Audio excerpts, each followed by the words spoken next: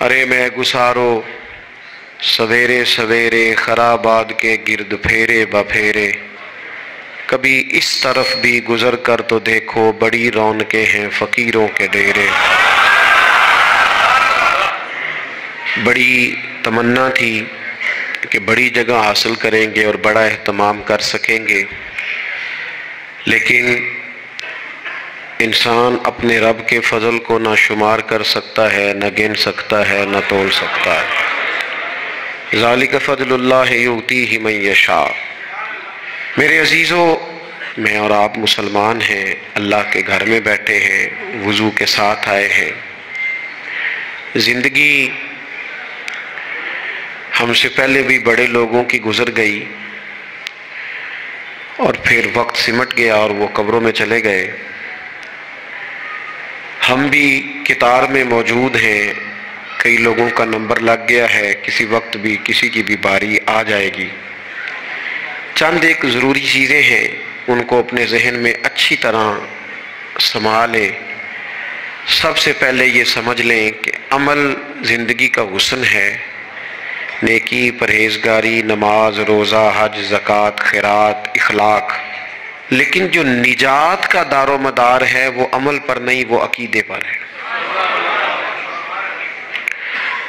اگر عقیدوں میں خرابی آ جائے، اللہ تعالیٰ کی ذات کے بارے میں، رسول پاک علیہ السلام کے کمالات کے بارے میں، حضور علیہ السلام کی طیب و طاہر آل پاک کے بارے میں، یا حضور کے جمیع صحابہ کے بارے میں، کسی کے عقیدے میں کمی آ گئی،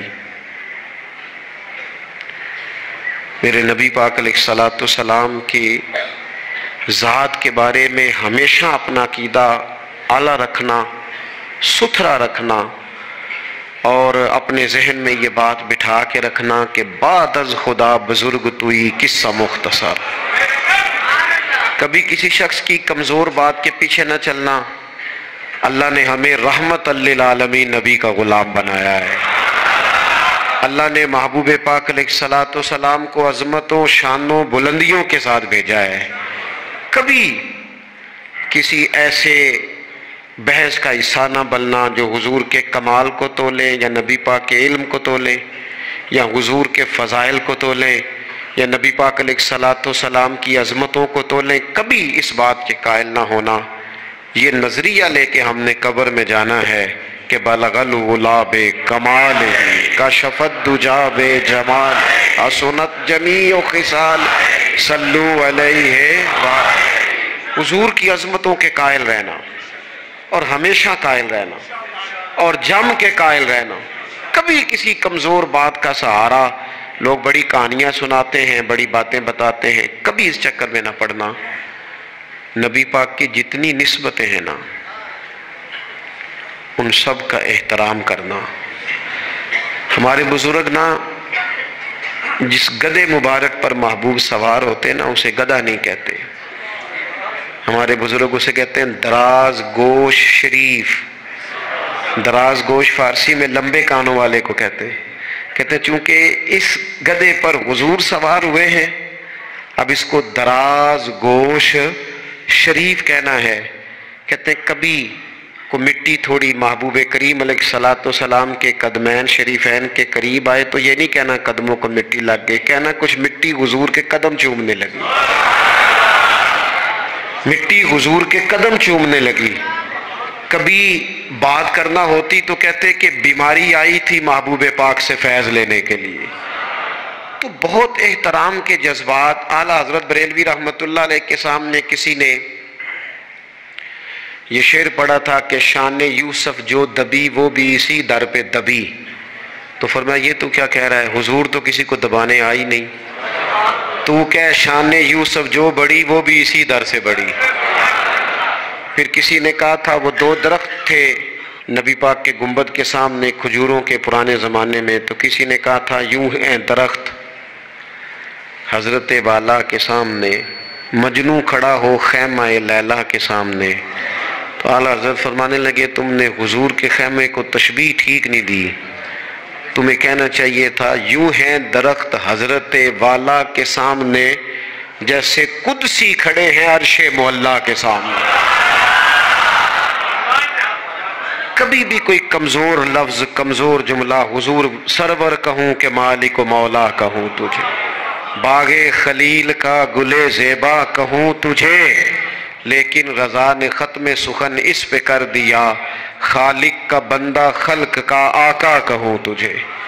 ایک تو یہ بات، دوسری بات یہ کہ بڑا افراط و تفرید کا دور آیا ہے،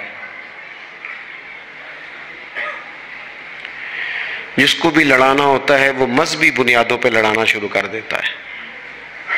مذہب کے نام پر لوگوں کو ایموشنل کرنا اور مذہبی بنیادوں پر تفریق پیدا کرنا، یہ بڑی گھناؤنی سازش ہوتی ہے۔ کبھی بھی کوئی ایسا کام نہ زندگی میں کریں، کبھی بھی، کہ جس کے اندر معاملہ اس طرح کا ہو۔ اپنا قد اونچا کرنے کے لیے کبھی بھی مذہب کا سہارا نہ لیں، اپنی ذاتی لڑائیوں کو کبھی مذہب کا رنگ نہ دیں، اس میں کبھی بھی دین کی بنیادوں کو نہ لے کے آئیں، کوئی ایسا کام نہ کریں۔ آپ کی کسی سے ذاتی دشمنی ہے تو اسے شمر یزید کہنے کی ضرورت نہیں ہے، آپ ذاتی بات کریں اس کے ساتھ جو کرنی ہے۔ نبی پاک علیہ الصلوۃ والسلام کے صحابہ اور اہل بیت کے نام پر لوگ ذاتی لڑائیاں لڑتے ہیں، خدا را اس سے بچو۔ کہ جو حضور کی اولاد پاک ہے نا، جو نبی پاک کی، میں اللہ کے گھر میں مسجد میں بیٹھا ہوں، میرے مرشد کی اولاد کیا اس دروازے سے جو گزر جائے وہ بھی میرے لیے قابل احترام رہا، اور میرے استاد صاحب کے بچے، میں آپ کو دیانتداری سے کہتا ہوں کبھی آ جائیں تو مجھے سمجھ نہیں آتی میں بٹھاؤں کہاں، اس لیے کہ اصلاں نال جے نیکی کریے اور نسلاں تاک نہیں بھول دیں۔ استادوں کے بچے آ جائیں تو بٹھانے کو جگہ نہیں ملتی، اگر استادوں کے بچوں کا یہ حال ہے تو رسول پاک کی اولاد کا کیا حال ہونا چاہیے۔ نبی پاک کی اولاد پاک کے بارے میں کبھی بھی اپنی طبیعت میں کوئی کمزور بات نہ رکھنا۔ نبی کریم نے فرمایا اے اللہ یہ میرے حسن اور حسین ہیں، میں ان دونوں سے محبت کرتا ہوں، تو بھی ان سے محبت فرما۔ اور پھر محبوب فرمانے لگے اے اللہ جو میرے حسن حسین سے محبت کرے تو ان سب سے بھی محبت فرما۔ اس طرح حضور کی اولاد پاک کا احترام کرنا ہے نا، بالکل اسی طرح میرے نبی پاک کے صحابہ۔ زمانہ چراغ لے کے ڈھونڈے گا نا، وفا کی ساری تاریخیں جہاں دم توڑ جائیں گی وہاں سے جناب صدیق اکبر کا آغاز ہوتا ہے۔ دم توڑ جائیں گی جہاں ساری چیزیں، ابو بکر صدیق، جناب صدیق اکبر۔ او دوستو اتنے بڑے لفظ نہیں ملیں گے کبھی بھی کہ حضور فرماتے ہیں میرے پاس جس کے پیسے آئے میں نے امانت سمجھ کے خرچ کیے، ابو بکر کے آئے تو میں نے اپنے سمجھ کر خرچ کیے۔ حضرت ابو بکر صدیق کی اور پھر سیدنا فاروق اعظم۔ آپ نے بھی حدیث سنی ہوگی، میں نے حضور نے فرمایا کہ شیطان عمر کو دیکھ کے رستہ بدل جاتا ہے۔ پہلے یہ حدیث پڑھا سنا کرتے تھے، اب اس طرح کا تجربہ ہوا ہے کہ بات ہی کھل گئی ہے۔ وہ صرف حضرت عمر کو دیکھ کے رستہ نہیں بدلتا، حضرت عمر کا نام بھی لے تو رستہ بدل جاتا ہے۔ یقین کریں ہم نے لوگوں کو رستے بدلتے دیکھا ہے، نام لے لے حضرت عمر کا شیطان رستہ بدل گیا۔ اور سیدنا عثمان غنی پیک کرے صدق و صفا، منبع شرم و حیا، نور کی سرکار سے پایا دوشالہ نور کا، او مبارک تم کو ذوالنورین جوڑا نور کا، حضرت عثمان غنی۔ اور پھر مولا علی شیر خدا، حل عطا، مشکل کشا، حضرت مولا علی شیر خدا۔ حضور نے بات ہی ختم کر دی۔ علیہ السلام نے فرمایا علی دنیا میں بھی میرا بھائی ہے، آخرت میں بھی میرا بھائی ہے۔ حضور کے جمیع صحابہ، جمیع سن لیں، جمیع صحابہ بشمول کاتب وحی سیدنا امیر معاویہ رضی اللہ تعالیٰ عنہ تھا، جمیع صحابہ ہر ایک کا ادب، احترام اور روح اور دل سے اپنی طبیعت میں پیدا رکھنا۔ کبھی کسی چکر لوگ آپ کو فلسفہ سنائیں گے، فلسفہ تو لوگ ابا کے خلاف بھی سناتے ہیں، فلسفے کی رنگ میں تو لوگ یہ بھی کہتے ہیں کہ تیرا بھائی تیرا اصل میں دشمن ہے۔ فلسفے میں تو لوگ بڑی چیزیں لے آتے ہیں، تو لوگوں کی کہانیاں سن کے کبھی چکر میں نہ پڑنا، عقیدے کو مضبوط رکھنا۔ اور دوسری میں آپ حضرات سے گزارش کروں گا، اپنی زندگی سے کام لیں، اپنی زندگی کو بامقصد بنائیں۔ اس سے پہلے کہ وجود تھکنے لگے، بیمار ہونے لگے، کمزور ہونے لگے، ایسا وقت آ جائے کہ لوگ نمازیں بھی کرسیوں پہ پڑھنے لگے، اپنے آپ سے کام لیں، سخت محنت کا عادی بنائیں اپنے آپ کو، جد و جہد کریں۔ یہ ڈھیر ساری تعداد میں ان لوگوں کی دیکھتا ہوں جو کام نہیں کرتے، محنت نہیں کرتے۔ نبی پاک صلی اللہ تعالی علیہ وآلہ وسلم کے سامنے سے ایک نوجوان گزرا، تو کچھ لوگوں نے کہا یا رسول اللہ صلی اللہ تعالی علیہ وسلم، یہ مال کمانے کے لیے جا رہا ہے، کاش یہ اللہ کے راستے میں جہاد کے لیے سفر کرتا۔ تو حضور فرمانے لگے اگر یہ اپنے بچوں کی روزی کے لیے بندوبست کرنے جا رہا ہے پھر بھی اللہ کے راستے میں ہی ہے، ماں باپ بہن بھائی بیوی بچوں کے حقوق ادا کرنے کے لیے کوشش کر رہا ہے تو بھی اللہ کے راستے میں ہی ہے، اور اگر اس لیے کوشش کر رہا ہے کہ میں کسی کے سامنے ہاتھ پھیلانے سے بچوں تو فرمایا پھر بھی اللہ کے راستے میں ہی ہے۔ محنت کریں، جد و جہد کریں، سہارے نہ تلاش کریں، اور اپنی زندگی اس طرح کی محنت والی بنائیں کہ آپ تھک جائیں شام کو۔ ایک لمبی تعداد ہے لوگوں کی جو کام نہیں کرتی، کوشش نہیں کرتی، تگ و دو نہیں کرتی۔ کوئی بھی آپ کسی شعبے سے بھی وابستہ ہیں، بجائے اس کے کہ دوسرے شعبے کو ٹھیک کرنے کی کوشش کی جائے، ہم جس شعبے میں ہیں ہم اس شعبے میں محنت کریں، کوشش کریں۔ میں اس نتیجے پہ پہنچا ہوں کہ جو ٹائم انسان بچاتا ہے نا آرام کے لیے، اس ٹائم میں بے پناہ سستی اسے گھیر لیتی ہے۔ ہم چھوٹے ہوتے تھے بچپن میں، اسکول سے ایک چھٹی کرتے تھے پھر دوسری کرنے کو بھی دل کرتا تھا، دوسری کرتے تھے پھر تیسری کرنے کو بھی دل کرتا تھا۔ گاڑی اسی کا نام ہے جو چلتی رہے، ڈیوٹی اسی کا نام ہے جو ہمیشہ کی جائے۔ زندگی میں مسلسل جد و جہد کریں گے، مسلسل کام کریں گے، اس کا نتیجہ یہ نکلے گا کہ آپ محسوس کریں گے کہ آپ کا وجود جو ہے وہ بڑی صلاحیتوں والا ہے، وہ بیکار نہیں ہے۔ مسلسل کام۔ آپ انبیاء کرام علیہ السلام کی زندگی دیکھیں، صحابہ کی زندگیاں دیکھیں، اہل بیت کی دیکھیں، اولیاء اللہ کی دیکھیں، بزرگان دین کی دیکھیں، آپ دیکھیں کہ انہوں نے کام کتنا کتنا بڑا کیا ہے۔ ہم کبھی ان کو پڑھتے ہیں تو حیران ہو جاتے ہیں کہ یار اتنے مختصر وقت میں اتنا زیادہ کام تو ممکن ہی نہیں۔ اعلیٰ حضرت رحمۃ اللہ علیہ نے 1000 کتاب لکھ دی، امام بخاری نے پوری دنیا میں گھوم کر احادیث جمع کر کے ایک جگہ پہ اکٹھی کر دی، اور پھر اصول وضع کر دیے حدیث پاک کے کہ حدیث کس طرح قبول کی جائے گی، پھر اس میں فرق کر دیا کہ صحیح کون سی ہے، متواتر کون سی ہے، حسن کون سی ہے، ضعیف کون سی ہے، موضوع ہو تو پھر اس کے قاعدے کیا ہیں۔ اتنا کام بزرگوں نے کر دیا۔ جد و جہد تھی زندگی میں، مسلسل ڈیوٹی کرتے۔ جب مسلسل کام کرتے ہیں نا، نبی پاک صلی اللہ تعالی علیہ وسلم نے فرمایا جو آدمی محنت کرے، کوشش کرے اور شام کو تھک کے سو جائے، اللہ اس کے پچھلے گناہوں کو معاف فرما دے۔ تو چلتے رہیں، جد و جہد کریں، ہمت کریں، کوشش کریں۔ کبھی کبھی یوں ہوتا ہے کہ انسان سمجھتا ہے کہ میں نے کوشش تو کی تھی لیکن یار یہ میرے کوشش کرنے سے کوئی نتیجہ نہیں نکلا۔ عارف رومی رحمۃ اللہ علیہ فرماتے ہیں کہ ایک شہر ایسا تھا جس میں ایک بیماری بار بار حملہ کرتی تھی، تو 3-4 پہاڑیاں ایک دوسرے کے اوپر تھیں، اکٹھے پہاڑ بنے ہوئے تھے، اس کے اوپر وہ جڑی بوٹی تھی جس سے اس بیماری کا علاج ہوتا تھا۔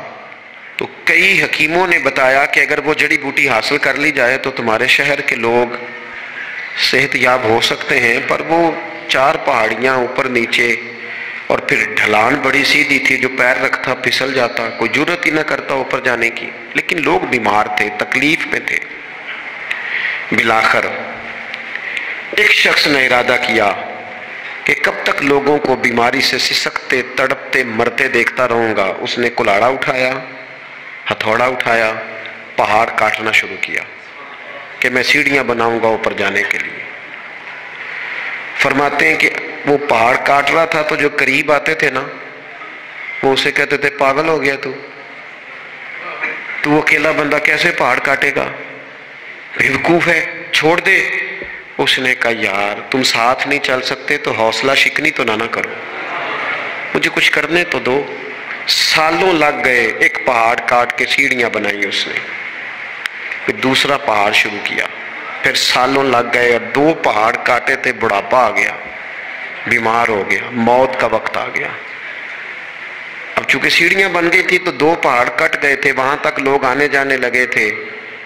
این اس وقت جب وہ دنیا سے جا رہا تھا پھر بھی کچھ لوگ حوصلہ شکنی کر رہے تھے، اسے کہہ رہے تھے خدا کے بندے کیا نتیجہ نکلا؟ کچھ لوگوں کی ڈیوٹی ہوتی ہے اپوزیشن کا کردار ادا کرنا، وہ ہر موقع پر حوصلہ شکنی کرتے ہیں۔ اب اس پر آخری وقت آ گیا ہے، باوجود اس کے کچھ لوگوں نے جا کے کہا کیا نتیجہ نکلا جی؟ تیرے اوپر موت کا وقت آ گیا ہے، تو اوپر تک تو جا نہیں سکا، فائدہ کیا ہوا؟ وہ کہنے لگا بیوقوفو تمہیں پتہ ہی نہیں میں کامیاب ہو کے جا رہا ہوں۔ انہوں نے کہا کس طرح؟ کہنے لگا میں نے آدھا سفر آسان کر دیا ہے، اب جو میرے بعد آئے گا نا اسے صفر سے نہیں شروع کرنا پڑے گا، میں نے آدھا سفر اس کے لیے آسان کر دیا۔ وہ تیسرے پہاڑ سے شروع کرے گا، 2 کاٹے گا تو جڑی بوٹی تک پہنچ جائے گا، لوگوں کو شفا ہونے لگے گی اللہ کے فضل سے۔ ہم پتہ کیا کرتے ہیں، بالخصوص میرے وطن کا رواج یہ ہے کہ لوگ آدھا سفر بھی آسان کرنے کو تیار نہیں، وہ کہتے ہیں نہیں سارا ہی فلانا کرے گا۔ جتنے انبیاء دنیا میں آئے نا میرے دوستو وہ سارے کامیاب گئے، لیکن کسی کے ساتھ 4 امتی، کسی کے ساتھ 10، کسی کے ساتھ 100، کسی کے ساتھ 200، لیکن نبی کامیاب گئے۔ کیوں؟ کہ اللہ تعالیٰ نے جو ان کے ذمہ ڈیوٹی لگائی تھی وہ ڈیوٹی انہوں نے پوری ذمہ داری سے سر انجام دی۔ اس ڈیوٹی میں انہوں نے کبھی کوئی کمی دکھائی تو اپنی زندگی میں جد و جہد کریں، کام کریں، بیٹھ کر صرف بات نہ کریں، تنقید نہ کریں، بیٹھ کر صرف منصوبہ بندی نہ کریں۔ اور میرے ملک میں بالخصوص یہ کام ہوتا ہے، تبصرے کرو، چینل کھولو، تنقید کرو، اندر کی خبر لے کے آؤ، کوئی کہانی سناؤ، کوئی نئی سٹوری بناؤ، لیکن کام نہ کرو۔ بڑی خوبصورت بات کی شاعر نے، اس نے کہا شکوہ ظلمت شب سے تو کہیں بہتر تھا، اپنے حصے کی کوئی شمع جلاتے جاتے۔ لوگ تعلیم نہیں حاصل کر رہے تو بھئی آپ ایک بچے کا خرچ اٹھا لیں، کسی غریب کا آپ اسے پڑھا دیں، ایک بندہ تو آپ کی وجہ سے تعلیم یافتہ ہو جائے۔ لوگوں کو کھانا نہیں مل رہا، بھوکوں مر گئے لوگ، حکومتیں کچھ نہیں کر رہی، آپ 10 بندوں کی ذمہ داری اٹھا لیں، آپ غریبوں کو دیکھ لیں، 10 لوگوں کے گھر میں آپ کھانا پہنچانا شروع کریں۔ اور یہ ہوتا رہا ہے، لوگ یہ کام کرتے رہے، یہ ڈیوٹیاں ہمارے بزرگوں نے سر انجام دی ہیں، 2 کر کے، 4 کر کے، 6 کر کے انہوں نے کام کیا ہے۔ اپنی ذمہ داری کا احساس کریں، مسلسل کام کریں، مسلسل جد و جہد کریں، مسلسل ڈیوٹی کریں۔ اور پھر میری تیسری گزارش آپ سے یہ ہے کہ جس طرح آپ اپنے گھر میں آپ کی ذمہ داریاں ہوتی ہیں، اور اگر آپ ذمہ داری ادا نہیں نہ کرتے تو احتجاج ہوتا ہے۔ ماں کو ٹائم نہیں دیتے تو ماں بھی احتجاج کرتی ہے، گھر والی کو ٹائم نہیں دیتے تو وہ بھی احتجاج کرتی ہے، دوستوں کو وقت نہیں دیتے تو وہ بھی اس کا شکوہ کرتے ہیں۔ تو آپ کے ذمے جتنی بھی ذمہ داریاں ہیں، آپ پڑھاتے ہیں، کلاس میں وقت پہ نہیں آتے تو اس کا اظہار کیا جاتا ہے۔ ہم نے اپنے ذمے جو ذمہ داریاں لی ہیں پوری کرتے ہیں۔ میں آج آپ کو یہ پیغام دینا چاہتا ہوں کہ ایک ڈیوٹی دین کی بھی اپنے ذمے لیں، ایک ڈیوٹی، ایک کام اپنے ذمے لے لیں۔ آپ اپنے علاقے کی مسجد میں جھاڑو دینے کی ڈیوٹی لے لیں، آپ یہ ذمہ داری لے لیں کہ مجھ سے کچھ نہیں ہو سکتا تو میں ہفتے کے بعد مسجد میں جاؤں گا اور قرآن مجید کو میں صاف کر کے، جھاڑ پونچھ کے، ترتیب کے ساتھ مرتب کروں گا۔ مجھے اگر ناظرہ قرآن مجید ٹھیک پڑھنا آتا ہے تو میں 10-11 بچوں کا روز سبق سنوں گا، آگے پڑھاؤں گا۔ کوئی ذمہ داری لیں، دین کی کوئی ڈیوٹی اپنے ذمے لیں۔ اگر مالی طور پر آپ تعاون کر سکتے ہیں تو کسی جگہ، کسی مسجد میں، مدرسے میں، خیر کے کسی کام میں شامل ہو جائیں۔ دین اسلام کے ساتھ عملاً تبلیغ میں اپنا کام کریں، ذمہ داری ہر دنیا کا کام مینج کر کے، مرتب کر کے کیا جانے لگا ہے۔ معیشت ہو، معاشرت ہو، تعمیرات ہو، دین کا کام ہے وہ اسی طرح چل رہا ہے۔ محفل آ گئی، برکت کے لیے محفل کر لو، جمعہ آ گیا پڑھ لو، تراویح ایک حافظ صاحب مقرر کر لو۔ بھئی آپ اس کو مینج کریں، ساری دنیا میں چیزیں مینج کی جاتی ہیں، آپ اسے مینج کریں۔ آپ خطیب صاحب سے فرمائش کریں کہ مجھے آپ جمعے والے دن اس موضوع پر کچھ سنائیں۔ آپ مسجد کے امام سے اس بات کی فرمائش کریں کہ آپ تراویح میں جو قرآن مجید سنائیں گے مہربانی کریں ہمیں اس کا خلاصہ بھی بیان کر کے سنائیں۔ آپ تھوڑی کوشش کریں گے تو آپ دیکھیں گے کہ بیان کرنے والوں کا بھی ذوق بڑھے گا، کچھ تھوڑی ذمہ داری کا احساس کریں۔ صحابہ کرام نے نا بڑی منصوبہ بندی کے ساتھ دین پھیلایا، بڑی جد و جہد کی۔ انہوں نے دیکھا کس علاقے میں ہم نے جہاد کے لیے جانا ہے، کس میں تبلیغ کے لیے جانا ہے، کس علاقے میں کس طرح کر کے ہم نے ڈیوٹی سر انجام۔ مصر میں ایک شہر ہے اس کا نام ہے فسطاط، وہ کہتے ہیں گھونسلے کو، پرندوں کے گھونسلے کو۔ حضرت سعد بن ابی وقاص رضی اللہ تعالیٰ عنہ اپنی فوجیں لے کے وہاں گئے تھے، آپ نے وہاں خیمہ لگایا، کچھ دن وہاں قیام کرنا تھا، آپ کا وہاں خیمہ تھا۔ وہاں آ کے کبوتر بیٹھنے لگے، ایک کبوتری نے انڈے بھی دے دیے، وہاں گھونسلہ بن گیا۔ اب آپ جب وہاں سے ہجرت کرنے لگے نا، آگے بڑھنے لگے، تو دل میں خیال آیا کہ خیمے اکھاڑتے ہیں چلتے ہیں۔ جب وہ خیمے اکھاڑنے لگے تو دیکھا اوپر تو گھونسلہ بنا ہے، اس میں تو کبوتر رہتے ہیں، ان کے بچے بھی ہیں۔ حضرت سعد بن ابی وقاص نے دو فوجیوں کے ذمے لگایا، فرمایا یہاں تم پہرے دار بن کے کھڑے ہو جاؤ، یہ خیمہ اکھاڑا نہیں جائے گا، اس کو یہیں لگا رہنے دیں گے تاکہ یہ کبوتر جو ہیں انہیں تکلیف نہ ہو۔ وہ دو فوجی وہیں رہے، خیمہ لگا رہا، وہاں پانی کا بندوبست کیا جاتا رہا، خوراک کا بندوبست کیا جاتا رہا۔ قریب قریب بستیوں سے جب لوگوں نے دیکھا نا یہاں لوگ موجود ہیں تو لوگوں نے وہاں آ کے مکان بنانے شروع کر دیے۔ وہ ایک پرندے کے گھونسلے کی حفاظت کے لیے کچھ دیر دو سپاہی رکے تھے، اللہ نے وہاں پورا شہر آباد فرما دیا ہے۔ تو آپ ایک گھونسلے کی حفاظت شروع کریں، انشاءاللہ شہر آباد ہو جائیں گے۔ لیکن ہم گھونسلوں کی حفاظت کرنے کو بھی تیار ہیں۔ اب چوتھی بات آپ کی خدمت میں عرض کرنی ہے، ایک ضروری کام بڑی بڑی توجہ کے ساتھ آپ نے سمجھنا ہے، تھوڑا سا اس کے پس منظر کو سمجھ لیں۔ جو آیہ کریمہ میں نے تلاوت کی ہے اس کا حصہ بھی اسی میں آئے گا۔ دنیا کا نظام نہ دو طریقوں سے چلتا ہے، ایک ہے نظام اسباب اور ایک ہے نظام غیب۔ ایک نظام اسباب سے چلتا ہے کہ آگ جلاتی ہے، پانی ٹھنڈا کرتا ہے، انسان ماں باپ کے ملاپ سے پیدا ہوتا ہے۔ دنیا نظام اسباب سے چلتی ہے اور اسی ترتیب سے نظام آگے چل رہا ہے۔ اور ایک ہے نظام غیب، جب اللہ اپنی رحمت کا فیصلہ فرمائے تو ایک نظام وہ بھی ہے۔ وہ کیسے ہے؟ آگ جلاتی ہے لیکن جب رب چاہے نا تو حضرت ابراہیم کے لیے ٹھنڈی ہو جاتی ہے۔ یہ کیا ہے؟ یہ نظام غیب ہے۔ نظام اسباب یہ ہے کہ ماں باپ کے ملاپ سے اولاد پیدا ہوتی ہے، اور اگر رب چاہے نا تو حضرت عیسیٰ علیہ السلام کو بغیر باپ کے بھی پیدا فرما دیتا ہے۔ ہم جو مسلمان ہیں نا، ہماری ساری کی ساری توجہ نظام اسباب پہ ہو گئی ہے۔ اسباب پورے جمع کرو لیکن اپنے رب کی بارگاہ کی طرف رجوع بھی کرو۔ کئی دفعہ نا اسباب سارے بندے کے ہاتھ سے چھوٹ جاتے ہیں، پھر اسے ضرورت ہوتی ہے دست غیب کی، اللہ اس کی مدد کرے۔ جو آیہ کریمہ میں نے قرآن مجید کی پڑھی ہے اس میں اللہ کریم نے فرمایا یا ایھا الذین آمنوا توبوا الی اللہ توبۃ نصوحا، اے ایمان والو اپنے رب کی طرف رجوع کرو، اپنے رب کی بارگاہ میں توبہ کرو، پر توبہ سچی کرنا، رجوع الی اللہ کرو، اللہ کی طرف رجوع کرو۔ بعض اوقات سارے نظام ختم ہو جاتے ہیں، نظام اسباب، اس وقت ضرورت ہوتی ہے رجوع الی اللہ کی کہ نظام غیب آئے۔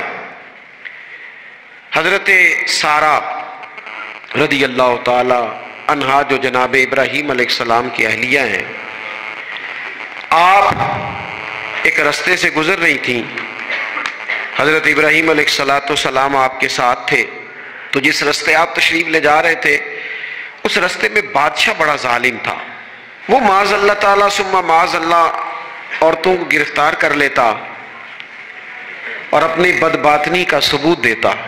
وہاں سے جناب سارہ گزری، مسند امام احمد بن حنبل سے یہ حوالہ عرض کر رہا ہوں۔ حضرت سارہ کو اس نے گرفتار کر لیا۔ جب وہ جناب سارہ کی طرف بڑھنے لگا تو اب وہ جتنے اسباب تھے نا اس وقت کے وہ سارے اختیار کیے گئے، لیکن اس بادشاہ سے جان نہیں چھوٹی۔ جب وہ بڑھنے لگا تو جناب سارہ نے پھر رب کریم کی طرف رجوع کیا، مصلی پہ بیٹھ گئی، کہنے لگی مالک اب تو ہی کرم فرمانے والا ہے۔ آپ نے اس درد سے دعا فرمائی کہ وہ بادشاہ زمین پر بے ہوش ہو کے گرا اور تڑپنے لگا، قریب تھا کہ وہ مر جائے۔ تو حضرت سارہ پھر مصلی پہ بیٹھی اور اپنے مالک کی بارگاہ میں عرض کرنے لگی مالک اگر یہ مر گیا تو مجھ پہ الزام آئے گا کہ میں نے مارا ہے، اسے مارنا بے ہوش ہی فرما۔ وہ بے ہوش ہو گیا، تھوڑی دیر کے بعد ہوش آیا تو پھر آپ کی طرف بڑھنے لگا تو آپ نے پھر اللہ کی جانب رجوع کیا۔ جب دوبارہ رب کریم کی جانب رجوع کیا تو پھر وہ بے ہوش ہوا۔ کئی دفعہ وہ کوشش کرتا، لیکن آپ جب اپنے مالک کی بارگاہ میں ہاتھ اٹھاتی تو بے ہوش ہو کے گر پڑتا۔ بالآخر آپ سے معافی بھی مانگی، آپ کو آزاد بھی کیا۔ ایک وقت ایسا آتا ہے جب سارے اسباب جواب دے جاتے۔ ہم مسلمان ملک میں رہتے ہیں، کچھ باتیں بڑی خوب ہیں۔ میں نے دیکھا ہے کہ ڈاکٹر جب سمجھ آتا ہے نا کہ رپورٹس، ادویات، ٹیسٹ اب اس نتیجے پہ پہنچ گئے ہیں کہ شاید یہ مریض بچے گا نہ، تو چونکہ مسلمان ملک ہے تو میرے وطن کے ڈاکٹر ایک خوبصورت جملہ بولتے ہیں، مجھے بڑا پسند ہے۔ وہ یہ نہیں کہتے اب کچھ نہیں ہو سکتا، وہ کہتے ہیں آپ دعا کریں۔ کیا مطلب کہ اب رجوع اللہ کا وقت آ گیا ہے۔ ہمارے پاس جو شعور تھا، علم تھا، وہ ہم نے خرچ کر دیا۔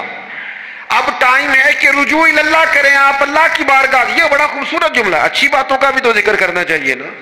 یہ خوبصورت جملہ ہے کہ آپ دعا کریں۔ ایک وقت آتا ہے جب دعا کی ضرورت ہوتی ہے، دست غیب کی ضرورت ہوتی ہے۔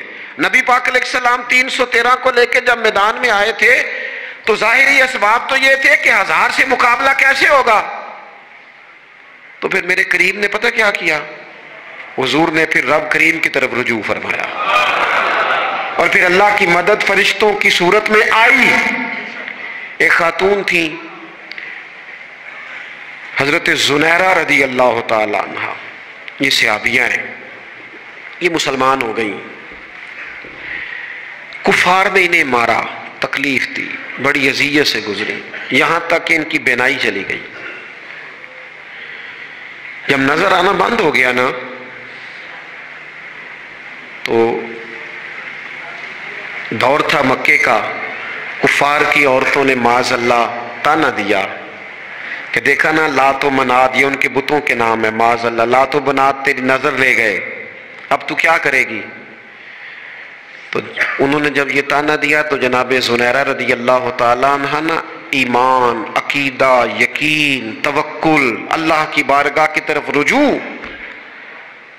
سارے حوصلے جمع کر کے کہنے لگی چپ کرو، اگر میرا رب چاہے گا تو اسی طرح میری آنکھیں واپس لوٹا دے گا، پورے توکل سے۔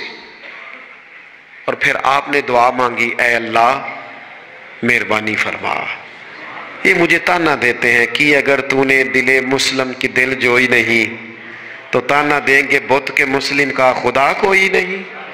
مالک مہربانی فرما۔ وہ رجوع اللہ کیا، رات کو سوئی تھی تو آنکھوں میں روشنی نہیں تھی، جب صبح اٹھی تو دونوں آنکھوں کو اللہ نے روشن فرما دیا تھا۔ میں عرض کر رہا ہوں کہ وقت ہے ہمارے اوپر کہ اب ہمیں اپنے رب کی بارگاہ کی طرف رجوع کرنا چاہیے۔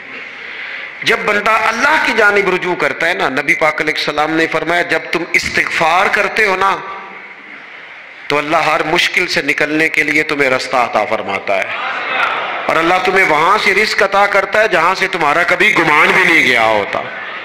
کبھی نہ توجہ کریں، جب پوری طرح ٹوٹ جائے نا پھر توجہ کریں رب کی جانب، جب پوری کوشش کریں کام نہ ہو تو پھر بیٹھ جائیں اپنے مالک کی بارگاہ میں۔ مالک اسباب جمع کر لیے، اب تو مدد فرما۔ جب پوری طرح حضرت ابراہیم علیہ السلام کے پاس مہمان بڑے آیا کرتے تھے، مہمان نواز بھی بڑے تھے، بغیر مہمان کے کھانا ہی نہیں کھاتے تھے، بڑے مہمان نواز تھے۔ تو قحط پڑ گیا مصر میں، غلہ ہی نہیں ملتا۔ حضرت ابراہیم کا ایک دوست تھا، آپ فلسطین میں تھے، وہ مصر میں تھا۔ آپ نے اس کے پاس اونٹ بھیجے کہ 4-5 اونٹوں پر غلہ اناج رکھ کے مجھے روانہ کر، تاکہ میں اپنے جو میرے پاس مہمان جمع ہیں ان کو کھانا تو دے سکوں۔ وہ اونٹ روانہ ہو گئے۔ حضرت حکیم الامت مفتی احمد یار خان صاحب رحمۃ اللہ لکھا ہے، چلے گئے اونٹ۔ اب مہمان جمع ہیں، ان کو بھی خبر دے دی گئی ہے کہ آپ فکر نہ کریں، غلہ مصر سے آنے لگا ہے، کھانا ملے گا۔ لیکن جب وہاں اٹھ گئے تو انہوں نے کہا قحط چونکہ بہت زیادہ تھا، اناج ساری ہم تقسیم کر چکے ہیں، اب تو ہمارے پاس غلہ نہیں ہے۔ وہ خالی آ گئے واپس۔ جب وہ خالی واپس آ رہے تھے نا اونٹ، تو جو آپ کے خدام لینے گئے تھے ان کے دلوں میں یہ خیال آیا کہ ہم اگر خالی واپس جائیں گے تو وہ جو مہمان ہیں وہ دیکھیں گے تو وہ تو بڑی آس امید لگائے بیٹھے ہیں کہ ہمیں آج کھانا ملے گا، تو وہ تو بیچارے مایوس ہو جائیں گے۔ انہوں نے اس طرح کیا کہ رستے میں کچھ ریت بھر لی ان بوریوں میں اور اونٹوں پہ ان کو رکھ لیا، تاکہ پھر جا کے حضرت ابراہیم سے عرض کریں گے، وہ خود ہی لوگوں کو سمجھا دیں گے، ایسے خالی اونٹ لے جانا بہتر نہیں۔ حضرت حکیم الامت رحمۃ اللہ علیہ لکھتے ہیں کہ حضرت ابراہیم علیہ السلام آرام فرما تھے، خدام نے جا کے اندر جہاں وہ سامان رکھا جاتا تھا وہاں ریت سے بھرے ہوئے بوریے رکھ دیے، وہ چلے گئے۔ حضرت ابراہیم کی زوجہ جناب ہاجرہ اٹھی، انہوں نے کہا میں منہ کھولتی ہوں، غلے کا گندم پیستی ہوں، کھانا بنا کے دیتی ہوں۔ جب انہوں نے منہ کھولا نا اس کا، بوری کا، توڑے کا، اس بوریے کا، تو کہتی ہیں اتنی بہترین گندم نکلی کہ میں نے زندگی میں کبھی نہیں دیکھی تھی۔ پیسی گئی، پکائی گئی، کھانا چلنے لگ گیا۔ حضرت ابراہیم علیہ السلام بیدار ہوئے، دیکھا لنگر چل رہا ہے، مخلوق خدا کھا رہی ہے۔ دنیا آوے تے کھا کھا جاوے تے راضی ہوئے بلا، لوگ کھا رہے ہیں، چل رہا ہے سلسلہ۔ تو حضرت ہاجرہ، وہ خواتین گھر میں کچھ چیز آئے نا تو کہتی ہیں اس دفعہ چاول بڑے اچھے آئے، اس دفعہ گندم بڑی اچھی آئی، یا آٹا پس کے آیا، یہ بڑا عمدہ ہے۔ تو حضرت جناب ہاجرہ رضی اللہ تعالیٰ عنہ حاضر بارگاہ ہو کے عرض کرنے لگی، یہ جو آپ کا مصری یار ہے نا، اس نے جو گندم بھیجی ہے بڑی کمال ہے۔ تو حضرت ابراہیم تو جانتے تھے بات کو، فرمانے لگے یہ میرے مصری یار نے نہیں بھیجی، یہ میرے عرشی یار نے بھیجی ہے، یہ عرشی یار نے بھیجی ہے۔ اور وہ جب بھیجتا ہے تو کمال بھیجتا ہے، وہ جب عطا کرتا ہے تو بے شمار ہی عطا کرتا ہے۔ او میرے دوستو، امت کو ضرورت ہے اس وقت دست غیب کی۔ پاکستان کبھی نہ بنتا اگر اللہ تعالیٰ کی غیبی طاقتیں مدد نہ فرماتی۔ پاکستان کبھی نہ بچے گا اگر خدا کی مدد شامل حال نہ ہوگی۔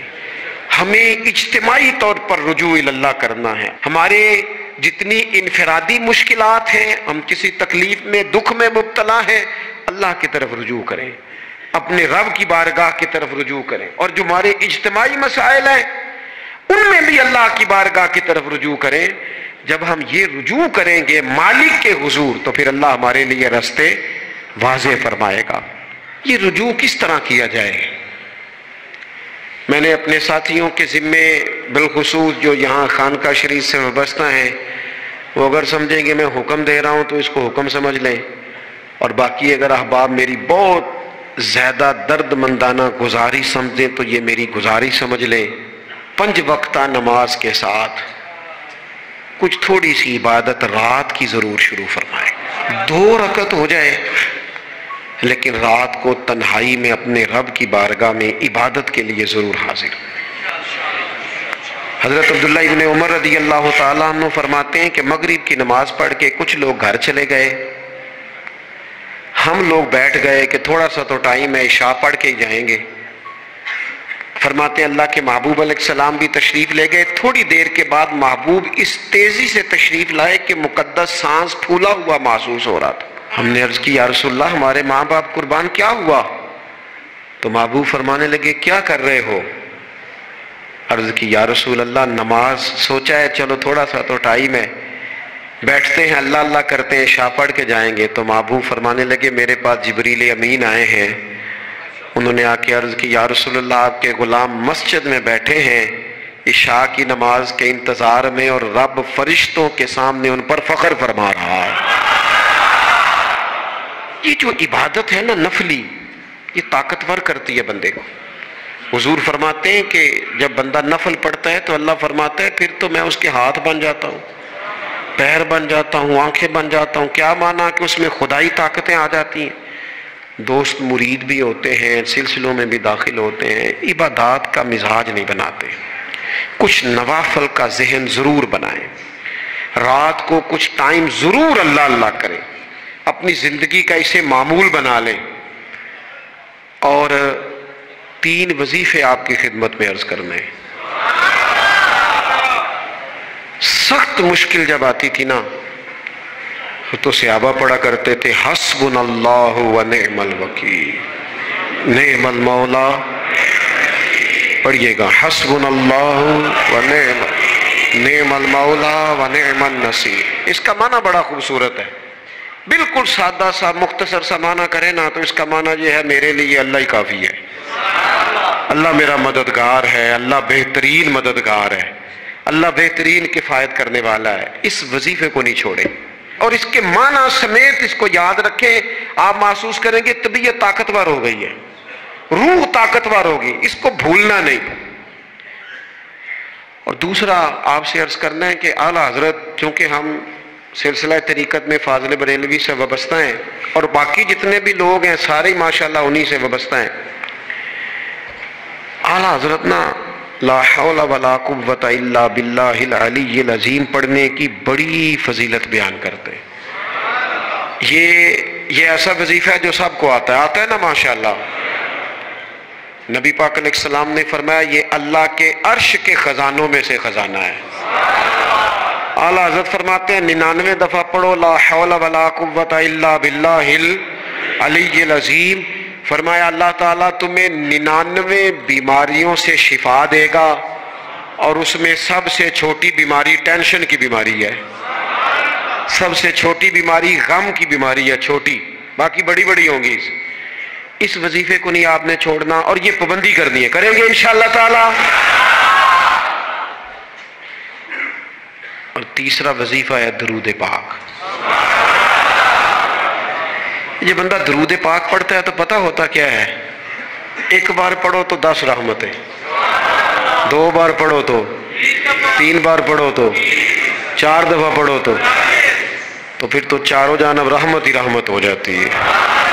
درود پاک کو کبھی نہ چھوڑو اپنی زندگی میں۔ آج آپ اپنے آپ سے عہد کریں کوئی رات ایسی نہ گزرے کہ درود پاک پڑھے بغیر ہمیں نیند آ جائے، یہ ذہن بنا۔ یہ 2 وظیفے اور تیسرا درود پاک۔ چوتھی بات آپ کی خدمت میں یہ عرض کرنی ہے کہ رمضان شریف آ گیا ہے۔ رمضان شریف کا قرآن پاک سے اس لیے گہرا تعلق ہے کہ شہر رمضان الذی انزل فیہ القرآن، رمضان کا وہ مہینہ ہے جس میں اللہ نے قرآن نازل فرمایا ہے۔ اس ماہ مقدس میں قرآن مجید کے ساتھ اس طرح کی دلچسپی پیدا کریں کہ جن کا ناظرہ ٹھیک نہیں ہے وہ قرآن مجید ناظرہ ٹھیک کریں، اور جن کا ناظرہ درست ہے وہ کنز الایمان لے لیں، خزائن العرفان تفسیر لے لیں، اور 1 رکوع کم از کم صبح میں 1 شام میں، اور پورا پارہ پڑھیں، پھر تو لطف نصیب ہو جائے گا۔ تھوڑا سا نا دلچسپی پیدا کریں قرآنی علوم کے ساتھ، بڑی خشکی ہے، بڑے شعر یاد ہیں، بڑی کہانیاں یاد ہیں، بڑی باتیں یاد ہیں، پر قرآن پاک کے ساتھ ہماری وہ دلچسپیاں موجود، خاص ذوق پیدا کریں قرآنی تعلیمات کے ساتھ۔